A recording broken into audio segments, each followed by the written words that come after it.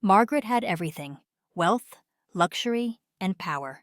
She lived in a massive mansion, drove expensive cars, and never worried about bills. Her world was filled with designer brands, fancy dinners, and exclusive parties. She was the type of woman who never looked down, only forward, never caring about those beneath her. One of those people was Linda.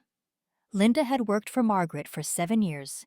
She cleaned the floors, cooked meals, and handled every small detail of the house. But Margaret never noticed. To her, Linda was just the maid. Linda was a single mother. She worked long hours, always smiling, even when exhausted. She never complained. But inside, she was struggling. Her rent was increasing. Her son needed school supplies. Her grocery bills were piling up. One day, she realized something. She had been working for Margaret for years, but her paycheck never changed. She knew what she had to do. She had to ask for a raise. One morning, as Linda finished washing the dishes, she took a deep breath. She walked into Margaret's office, holding a small notebook, her expenses written inside. Linda. Ma'am, I was hoping to talk to you about something. Margaret didn't look up from her laptop. Margaret. What is it? Linda hesitated, gripping the notebook tightly. Linda. I've been working here for 7 years. I love my job, and I always do my best. But my rent went up last month. My son's school fees are increasing. I was wondering if I could get a small raise? Margaret paused. She slowly looked up, raising an eyebrow. Margaret. A raise? Linda nodded, hopeful. Margaret leaned back in her chair, sighing. Margaret. Linda. Do you know how many people would love to have your job? People who would work for even less than what I pay you? Linda's stomach sank. Linda. I understand, ma'am, but... Margaret cut her off. Margaret. You should be grateful you even have a job. Linda's heart dropped. She had cleaned this house every single day, given years of her life. And now she realized the truth. Margaret didn't care about her at all. That night, Margaret hosted another extravagant dinner party. Expensive wine flowed freely. Laughter filled the massive dining hall. Wealthy guests boasted about their latest vacations, designer bags, and new investments. Margaret sat at the head of the table, smiling. Meanwhile, in the kitchen, Linda was washing dishes. She could hear them laughing, talking about spending thousands on a single outfit while she counted every single dollar she had.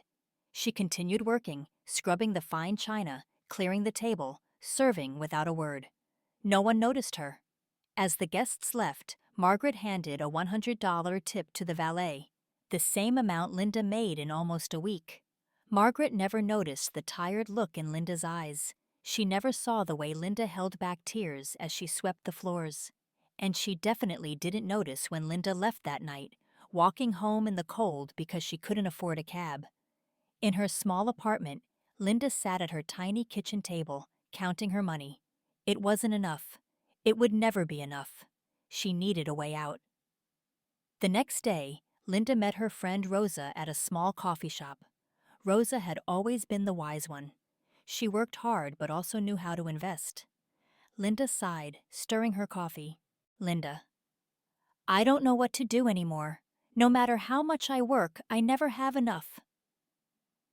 Rosa leaned forward, her eyes serious. Rosa. Linda, you need to stop saving and start investing. Linda frowned. Linda. Investing? I barely make enough to survive. Rosa smiled. Rosa. You don't need a lot. You just need to start. She pulled out her phone and showed Linda a listing for a cheap old apartment. Rosa.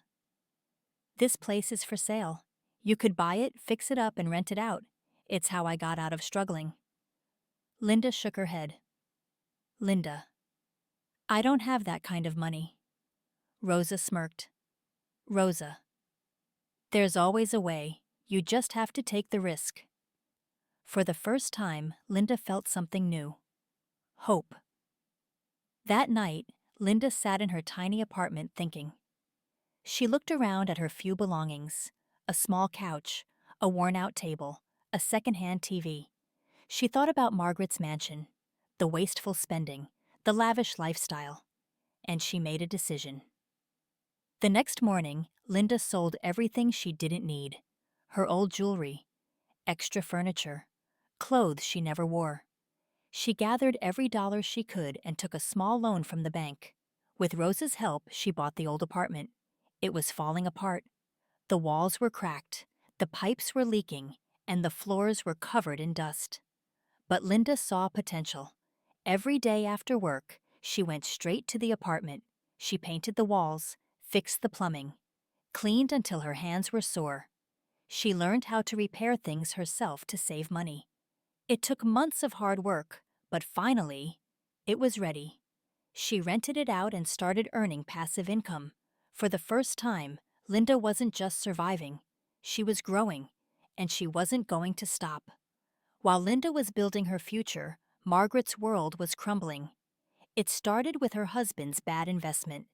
He had put a huge amount of money into a luxury business venture, expecting millions in return. Instead, the business failed.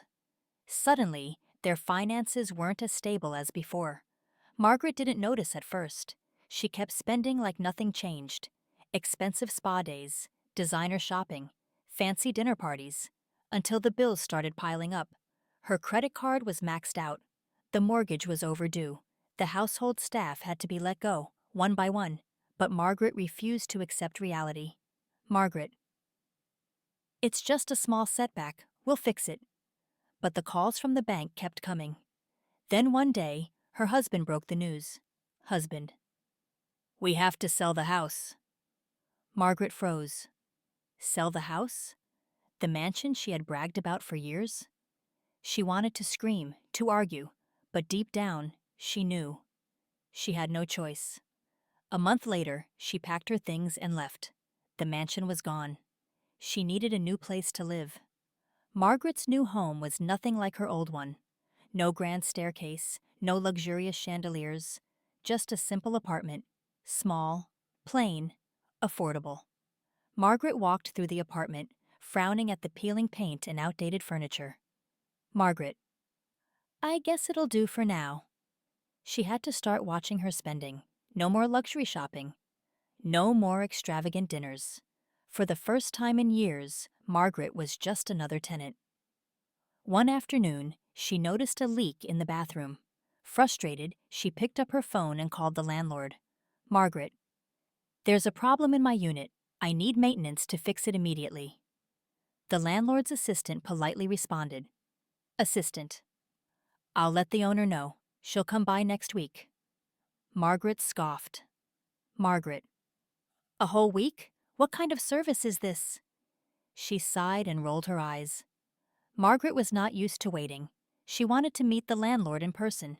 She was going to give them a piece of her mind. A week later, Margaret sat in her apartment, impatiently checking the time. Then, a knock at the door. Margaret stood up, straightened her dress, and opened it. Her eyes widened. Standing at the door was Linda.